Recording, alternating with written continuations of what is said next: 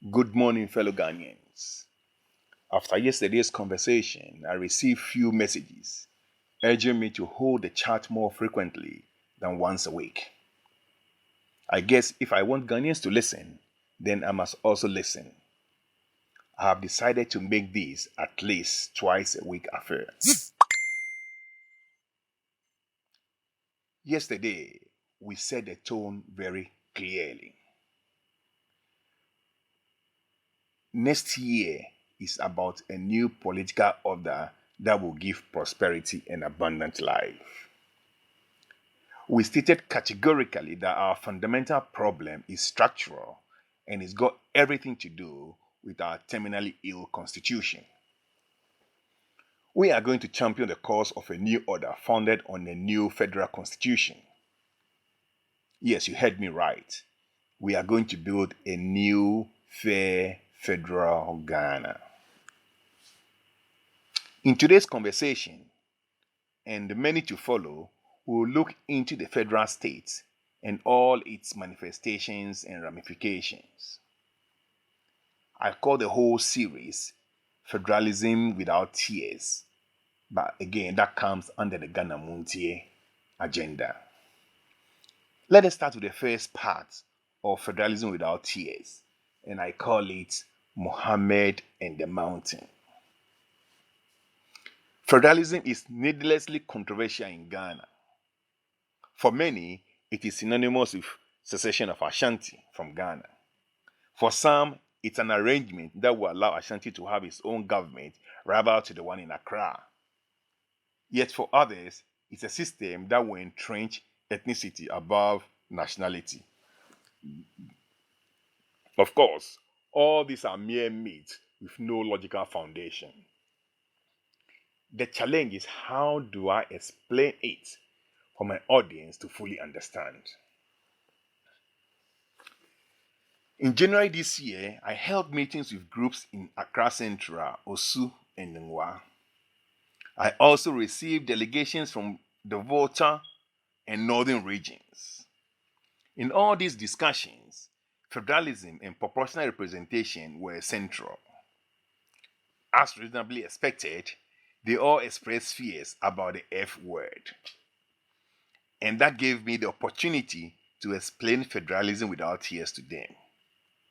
I adopted an interactive question and answers approach in all these meetings, and I'll relate to you here what transpired. I asked each group why they think everybody is moving to Accra. They get the usual answers: to look for work, etc., etc. I asked them, what is in Accra that is not in any other place in Ghana? I sensed they did not understand my question, so I asked them again why they think all the jobs and opportunities are in Accra. All of them said because Accra is the capital. I instantly knew that our discussion would be successful.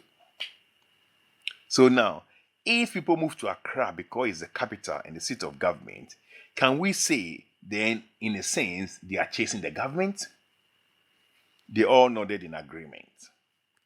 We spoke about the total chaos in Accra and the deplorable conditions of Kayaye and asked them how these problems could be fixed.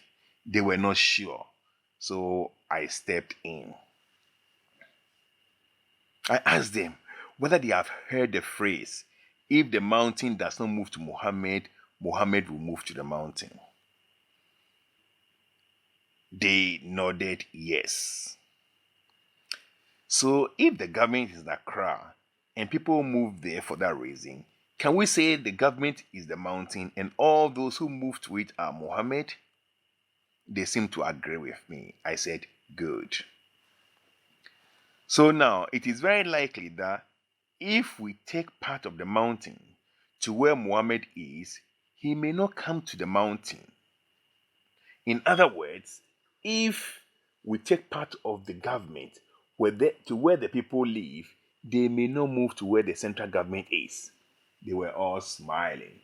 They understood that they were on the same page with me regarding this issue. So I went on to define federalism to them.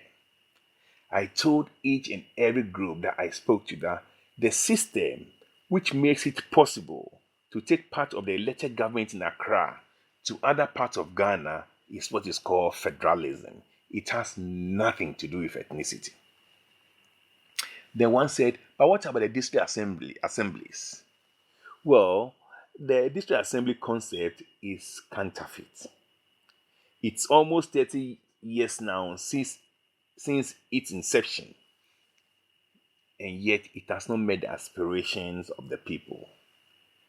The young girls are moving faster to Accra from the north before the inception of the district assembly concept. We do have district assemblies in the north, in everywhere, like any part of the country, yet the girls are trooping to Accra. And not only that, 66.4%, 2/3 of all Ghanaians migrate to Accra in spite of doubling of the district assemblies, almost doubling actually, of the district assemblies from 110 in 1992 to 216 in 2012. The district assemblies concept is definitely not the solution to our problem. It's not the solution that will stop Muhammad moving to the mountain. To be honest with you, the district assemblies are not even ant hills. We call them botry. They are not even botry, let alone mountains. They actually complicate the matter. They do not solve the problem. Federalism allows people in a region to elect their own government, just like the whole nation elects the national government. The system, which allows for only one mountain, is called a unitary state. It is fundamentally flawed per our traditional wisdom, which says, Chokome efe ko, one tree can never form a forest. The consequence of a unitary state is also predicted by our illiterate ancestors. Se dua baako jimframa ebu. To wit, if one tree is made to withstand the storm alone, it collapses. A nation built on one city will eventually collapse. The unitary state, with its implied one city development, is just not sustainable. The disaster of Accra and the near desolation of the north is ample evidence that the old must go for the new to come.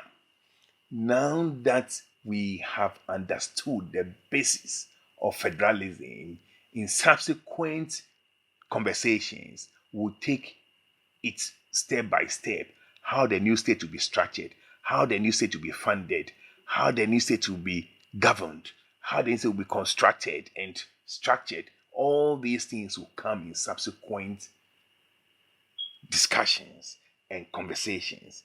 But the fundamental issue is this: the unitary state, with its implied one city development, is not sustainable. The disaster of Accra and the near desolation of the north is ample evidence that the old must go for the new to come. Chwa Umagiaba.